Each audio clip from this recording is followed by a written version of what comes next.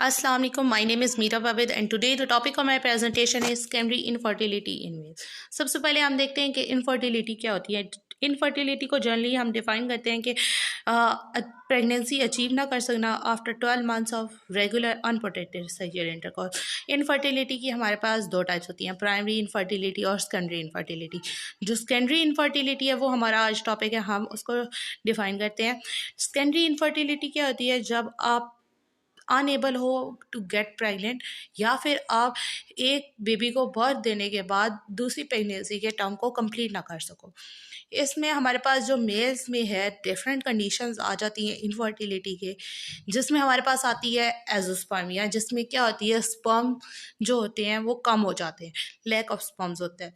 Oligospermia जो होता है, इसमें जो स्पर्म काउंट होता है वो 20 मिलियन पर ml लेस हो जाता है। और थर्ड में हमारे पास होता है स्पर्म डिफॉर्मिटी, जो चेंज हो जाती है स्पर्म की शेप। इसमें जो शेप होती है इसमें वो स्पर्म की चेंज हो जाती है। और फोर्थ में हमारे पास क्या होता है? ऑटो इम्यून डिसऑर्डर होता है। ऑटो इम्यून डिसऑर्डर में क्या होता है कि जो बॉडी की अपनी एंटीबॉडीज़ होती हैं वो क्या कर देती हैं, अटैक करती हैं स्पर्म्स को और ये इनफर्टिलिटी कॉज कराती हैं। हमारे पास डिफरेंट जेनेटिक फैक्टर्स होते हैं जो कि एसोसिएटेड होते हैं इनफर्टिलिटी के साथ। हम इसमें हमारे पास इम्पेयर टेस्टिकुलर फंक्शंस होते हैं जो कि क्रोमोसोमल नॉर्मेलिटीज़ की वजह से होते हैं, जैसे कि आइसोलेटेड स्पर्मेटोजेनिक इम्पेयरमेंट होती है वाई क्रोमोसोम माइक्रोडिलीटेशंस की वजह से, और या फिर वास डिफरेंस की एब्सेंस होती है सिस्टिक फिब्रोसिस की वजह से। ये डिफरेंट कंडीशंस थी जो कि अफेक्ट करती हैं इनफर्टिलिटी को। और इसमें हमारे पास डिफरेंट सिम्टम्स हैं। मैन और वुमेन जो होते हैं वो दोनों फेस करते हैं सेकेंडरी इनफर्टिलिटी को। इनफर्टिलिटी जो मेल में होती है वो डिटरमाइन होती है सीमन एनालिसिस के ज़रिए, जिसमें स्पर्म काउंट या स्पर्म मूवमेंट को चेक किया जाता है। मेंस जो होते हैं वो एक्सपीरियंस करते हैं एरेक्टाइल या एजैकुलेटरी फंक्शंस में चेंजेस को, और वो इसको हार्डर कर देती है कंसीव करना।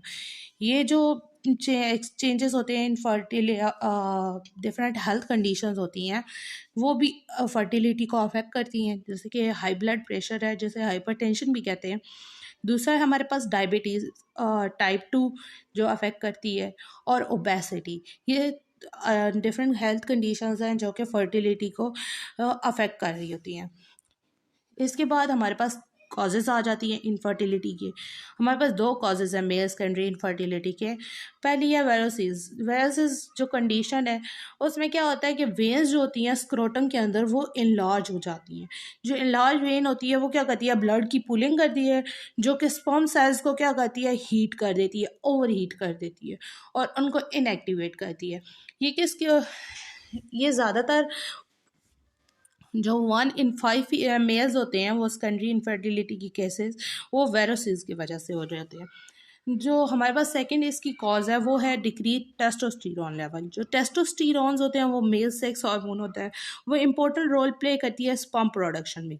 जो लेवल ऑफ टेस्टोस्टेरोन है वो एजिंग की वजह से, इंजरी जो होती है टेस्टिकल्स की, या डिफरेंट मेडिकल कंडीशंस जैसे कि जेनेटिक यूरिनरी इन्फेक्शंस और थायराइड डिजीज़ेस जो होती हैं वो अफेक्ट कर रहे होते हैं टेस्टोस्टेरोन के लेवल को। जो मेजॉरिटी ऑफ केसेस होते हैं मेल सेकेंडरी इनफर्टिलिटी के वो लो टेस्टोस्टेरोन लेवल की वजह से होते हैं। वेरोसिस जो हमारे पास कंडीशन है वो क्या होती है? वो सर्जरी से ट्रीट हो जाती है, और इसका सक्सेस लेवल जो होता है जो कि रिस्टोर कर सके फर्टिलिटी को वो मिक्स होता है। लेकिन अगर डिक्रीज टेस्टोस्टेरोन लेवल है ना तो हमारे पास इसमें और ऑप्शंस अवेलेबल होते हैं इनकी रिस्टोर करने के लिए फर्टिलिटी को। इसमें हमारे पास डिफरेंट ट्रीटमेंट्स होते हैं। ट्रीटमेंट्स जो होते हैं मेल और फीमेल सेकेंडरी इनफर्टिलिटी के ऑलमोस्ट सेम होते हैं। तो इसमें भी हमारे पास ऑरल या इंजेक्टेबल फर्टिलिटी मेडिकेशंस होती हैं, जिसमें हमारे पास ओवेरियन फॉलिकल ट्रिगर करते हैं जो और रिलीज़ करते हैं एग्स को, सिंगल रिप्रोडक्टिव साइकिल को, एक से ज़्यादा एग्स रिलीज़ हो रहे होते हैं। दूसरा हमारे पास इसमें हो रहा था इंट्रा यूट्राइन इंसेमिनेशन, IUI जैसे बोलते हैं। जो स्पर्म होता है वो प्लेस कर देते हैं यूट्रस के अंदर ताकि वो प्रमोट कर सके फर्टिलाइजेशन को।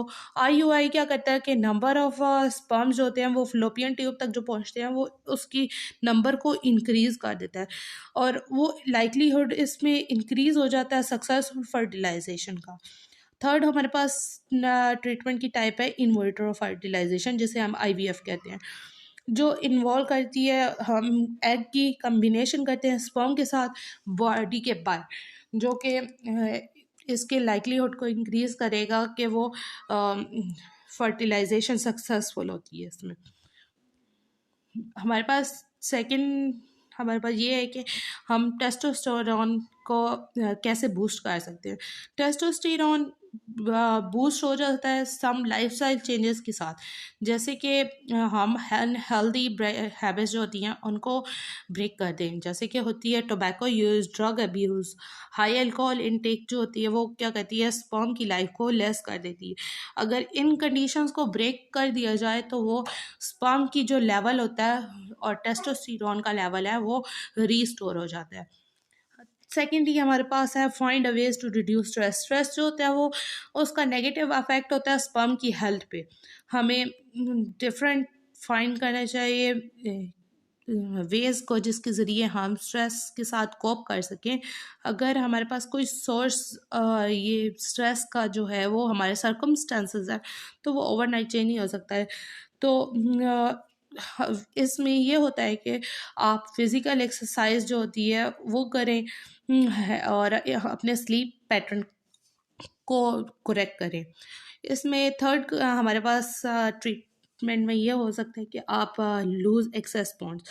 ओबेसिटी अफेक्ट कर रही होती है फर्टिलिटी को, तो हम जो होते हैं कि लूज़ करें एक्सेस पॉन्ड्स को। इसमें